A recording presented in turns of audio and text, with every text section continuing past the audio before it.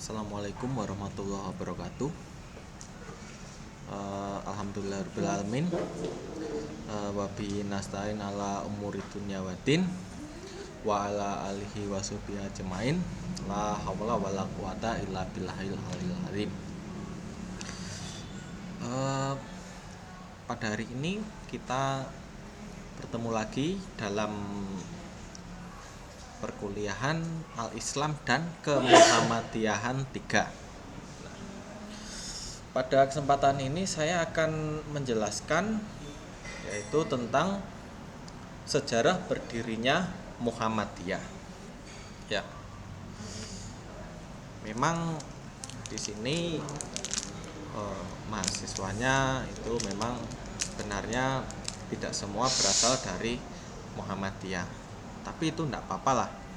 Namun itu nanti sebagai sarana yang pertama, sarana kita dalam mengenal Muhammadiyah itu seperti apa sih ya. Kalaupun kita belum tahu Muhammadiyah, ya setidaknya kita tahu Muhammadiyah ya. Kita tidak mengenal Muhammadiyah dari perspektif masyarakat itu sendiri. Ya memang terus terang, kalau penilaian masyarakat terhadap Muhammadiyah ya memang bermacam-macam ya. Tapi alangkah baiknya kita tahu, kita cari tahu Muhammadiyah itu intinya seperti apa sih. Itu fungsinya kita belajar Al-Islam dan Kemuhammadiyahan 3 ya. Nah, di sini yang kita tahu ya, kita tentunya juga pernah menonton film Sang Pencerah ya, yaitu dari Kiai Haji Ahmad Dahlan itu sendiri ya. Nah, di sini yang melatar belakangi daripada organisasi Muhammadiyah ya. Jadi Muhammadiyah itu bukan agama, bukan aliran kepercayaan atau bukan mazhab ya. Jadi Muhammadiyah itu adalah organisasi masyarakat atau ormas. Nah, organisasi Muhammadiyah itu bukan aliran ya. Jadi organisasi Muhammadiyah itu tidak berafiliasi ke salah satu mazhab ya. Jadi salah satu daripada mazhab, mungkin kalau organisasi yang lain itu mendasarkan diri pada satu mazhab, misalkan mazhab Syafi'i. Tapi kalau Muhammadiyah itu tidak ada yang mengambil dari mazhab Syafi'i, ada yang mengambil dari mazhab Maliki, ada yang mengambil dari mazhab Hanafi atau mazhab-mazhab yang lain yang dalilnya itu bisa dikatakan lebih kuat ya. Jadi tidak berafiliasi ke salah satu mazhab. Nah, kelahiran Muhammadiyah itu berawal dari gagasan daripada Kiai Haji Ahmad Dahlan ya, yang disepakati pada tanggal 18 November 1912 di Kauman, Yogyakarta. Nah, di sini Muhammadiyah itu awalnya ya dari kehidupan masyarakat yang serba tradisional ya. Boleh dikatakan tradisional pada waktu itu. Nah, kenapa kok dikatakan tradisional? Karena memang waktu itu masih jauh dari modern dan masih kental juga dengan sistem imperialisme Hindia Belanda yang saat itu masih kuat. Nah, sebagai akibat dari imperialisme itu, maka juga efeknya itu luar biasa. Masyarakat kita pada waktu itu dibodohi dengan berbagai macam paham ya, termasuk paham tradisionalisme, paham animisme, dinamisme. Itu sebenarnya adalah karangan dari penjajah Belanda itu sendiri ya. Itu untuk membodohi masyarakat, juga untuk menakut-nakuti masyarakat. Supaya apa? Supaya pikirannya itu tidak maju. Supaya pikirannya itu tidak maju dan berkutat ke hal-hal yang sifatnya tradisional. Ya bukan tradisional sih sebenarnya, ke animisme, dinamisme tersebut. Nah, dari situ gerakan Muhammadiyah ya, itu lahir, juga tidak langsung diterima oleh masyarakat. Memang awal daripada berdirinya Muhammadiyah itu mendapat tentangan dari masyarakat. Nah, waktu itu bermacam-macam reaksi dari masyarakat. Ya, ada yang menganggapnya itu kemajon. Kemajon itu dalam artian ya tidak sesuai dengan kondisi masyarakat pada waktu itu. Nah, kemudian ada yang menganggapnya itu malah terlalu memodernkan Islam. Ya, padahal tujuan dari Muhammadiyah sendiri itu adalah memurnikan nilai Islam dan membuat dari nilai Islam itu menjadi lebih maju. Nah, kemudian ada yang mereka mendukung gerakan Muhammadiyah, yaitu memang masih beberapa orang dan jumlahnya itu masih sangat kecil. Nah, dari situ gerakan dakwah Muhammadiyah ya setelah 1 abad menyinari Indonesia. Nah, memang akhirnya Muhammadiyah itu secara imunitas itu sudah teruji dalam menghadapi dan merespon dinamika persoalan di masyarakat sejak zaman penjajahan sampai saat ini. Ya, tentunya juga perkembangannya itu macam-macam. Ya, mulai masyarakat kita belum mengenyam pendidikan sampai mengenyam pendidikan pada saat ini, sampai pada pendidikan yang modern. Nah, inspirasi daripada berdirinya Muhammadiyah oleh Kiai Haji Ahmad Dahlan ini ya, ini bergerak dalam bidang terutama yang pertama itu pendidikan. Jadi anak-anak yang kurang mampu, anak-anak yang terlantar itu oleh Kiai Haji Ahmad Dahlan diberikan pendidikan sehingga mereka mengenal huruf. Maunya mereka itu buta huruf, kemudian dididik oleh Kiai Haji Ahmad Dahlan. Memang untuk menjadi kader Muhammadiyah itu ya berat, tapi setidaknya bagaimana cara kita memahami, oh kader Muhammadiyah itu sebenarnya seperti ini. Dalam bermuhammadiyah itu juga kita memerlukan pengorbanan, ya memang memerlukan pengorbanan. Memang kita nggak akan bisa seperti Kiai Haji Ahmad Dahlan. Namun bagaimana kontribusi kita di Muhammadiyah ini selama kita kuliah di Universitas Muhammadiyah. Walaupun kontribusi kita itu sekecil apapun, itu juga ikut dalam memajukan organisasi Muhammadiyah, dan tentunya nanti insya Allah akan bermanfaat bagi Anda setelah kembali ke masyarakat. Nah, kemudian kontribusi selain dalam bidang pendidikan itu juga dalam bidang sosial, yaitu adanya panti asuhan, itu juga sangat berkontribusi sekali. Juga pada waktu itu ada kontribusi dalam bidang kesehatan, namanya berdiri rumah sakit, klinik atau rumah sakit. Maka dari itu ya kontribusi Muhammadiyah dalam merawat dan memajukan umat Islam itu sudah diakui oleh seluruh elemen bangsa, termasuk juga dunia Islam internasional ya.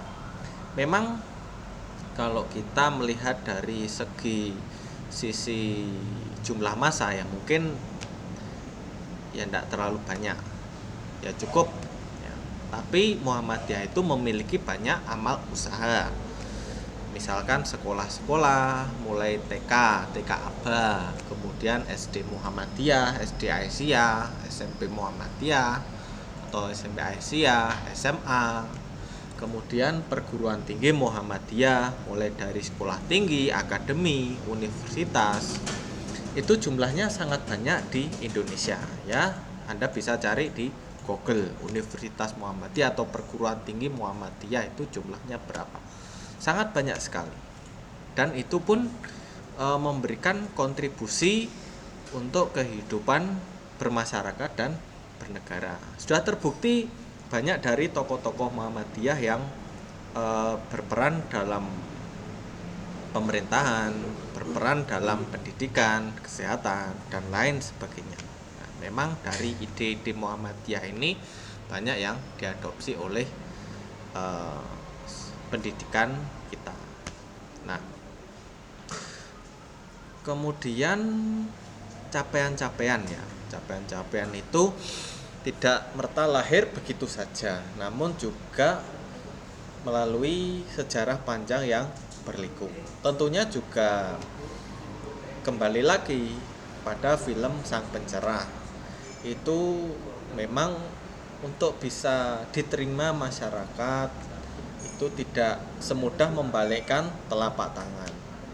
Memang juga pada waktu itu Kiai Haji Ahmad Dahlan itu awal mulanya banyak dimusuhi oleh masyarakat di sekitarnya, termasuk tokoh-tokoh masyarakat yang saat itu memimpin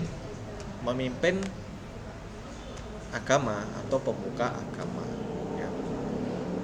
Tapi perlu juga kita meneladani dari sifat-sifat Kiai Haji Ahmad Dahlan bahwasanya Kiai Haji Ahmad Dahlan ini dakwah kepada masyarakat itu dengan kesabaran, dengan kasih sayang, tidak mengkafir-kafirkan orang lain. Nah, itu yang menjadi titik pokok daripada nilai kemuhammadian itu sendiri. Nah, tentunya juga selain itu dalam menghadapi orang lain yang beda pendapat, Kiai Haji Ahmad Dahlan itu juga tetap menghargai orang yang beda pendapat, walaupun toh ada yang pendapatnya itu memang kurang betul ya, tapi itu tetap dihargai oleh Kiai Haji Ahmad Dahlan dengan sabar, dengan tangan terbuka. Nah, kemudian dari proses ke proses ya, alias Muhammadiyah itu lahir tidak instan. Nah, memang melalui pergulatan intelektual sosial, kembali lagi yang tadi, pemahaman ajaran agama. Nah, pada saat itu memang Muhammadiyah ini memberikan penawaran atau memberikan solusi dalam pemberdayaan permasalahan masyarakat pada waktu itu. Masyarakat memang waktu itu bodoh karena juga yang jelas buta huruf. Nah, itu diberikan solusi, dibantu, diberikan pendidikan oleh Kiai Haji Ahmad Dahlan. Oke. Kemudian ini nanti bisa Anda baca ya modul AIK ini. Nah, kemudian saya lanjutkan. Nah, ini beragam beberapa pendapat ya. Pendapat itu ya berasal dari ahli ya. Ahli berasal dari pemahaman orang. Jadi pendapat itu ya bermacam-macam. Nah, ini menurut Sholihi Salam ya, ada dua faktor penyebab kelahiran Muhammadiyah, yaitu faktor internal dan eksternal ya. Yang pertama ya kehidupan beragama yang menyimpang. Nah, kemudian kondisi masyarakat Indonesia yang miskin, bodoh, dan mundur. Kemudian tidak ada organisasi Islam yang kuat pada waktu itu. Kemudian sistem dan lembaga pendidikan pada saat itu kuno dan tradisional. Jadi saingannya itu sistem lembaga pendidikan kolonial. Nah, kemudian faktor eksternal, nah, itu juga ya karena kaum pada waktu itu Belanda itu juga menyebarkan ideologinya.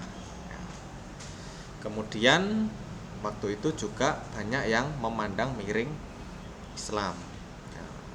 Anda juga nanti silahkan lihat di film Sang Pencela. Oke.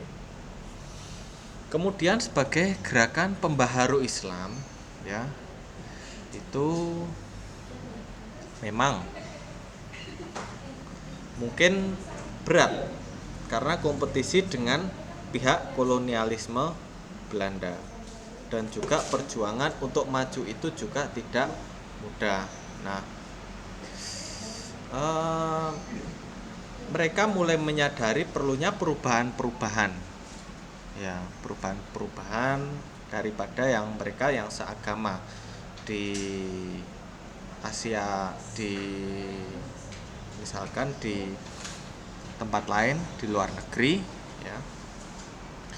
Kemudian di sini pada saat itu juga reformasi pendidikan Islam tradisional itu juga sangat mendorong kelahiran Muhammadiyah, ya. Dilatari oleh ketidakadilan, keterpurukan di antara orang-orang kauman, ya. Walaupun memang pada saat itu sudah ada yaitu pesantren, tapi itu memang pada saat itu pesantren masih klasik alias masih tradisional, belum menjawab tantangan pada masa itu.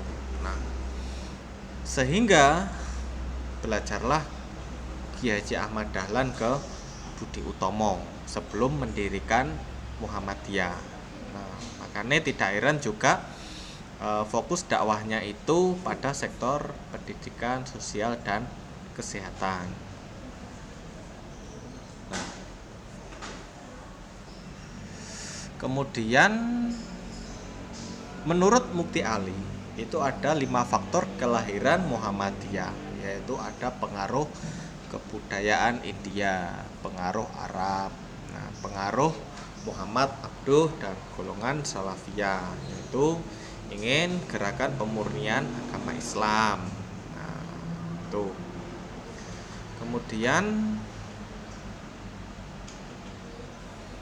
ini nanti bisa Anda baca, ya, faktor-faktor kelahiran Muhammadiyah dari berbagai para ahli. Nah, ini juga gerakan purifikasi atau gerakan pemurnian Islam. Nah, itu istilahnya gerakan purifikasi. Itu pembersihan dari praktek TBC, tahayul, bid'ah, dan khurafat. Tahayul itu ya memang lekat dengan animisme, dinamisme. Ya memang dalam kita menyikapi hal-hal yang berbau gaib, ya, hal-hal yang berbau gaib. Nah, itu kita harus bijak. Bijak itu seperti gimana? Ya, memang dalikal kita pula roy bafi hudalil mutakin, ya. Orang yang bisa dikatakan beriman itu adalah orang yang percaya hal-hal yang sifatnya gaib, ya. Namun sesuatu hal yang bersifat gaib itu tidak perlu kita lebih-lebihkan, ya. Itu karena apa? Karena itu adalah mereka adalah makhluk ciptaan Allah Subhanahu wa taala. Sama seperti kita, bahwa kita sendiri juga lebih sempurna dari mereka karena kita itu punya akal pikiran gitu. Nah, kemudian pembersihan dari praktek bid'ah. Praktek bid'ah itu ya sing gak sesuai dengan ajaran Islam. Misalnya lek bid'ah itu ya kalau misalkan sholat subuh 2 rakaat itu ya jangan ditambah-tambahi kuat.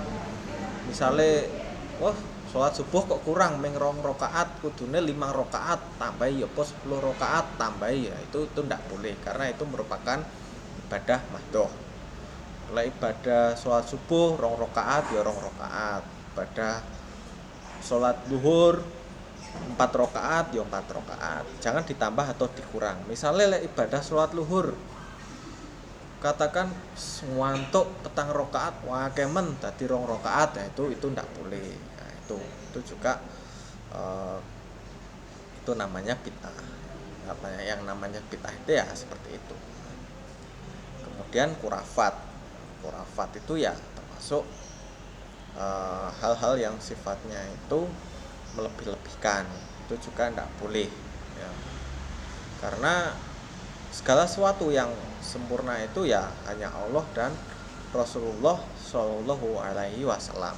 Nah, kita itu itibaknya ya itibak kepada Rasul ya.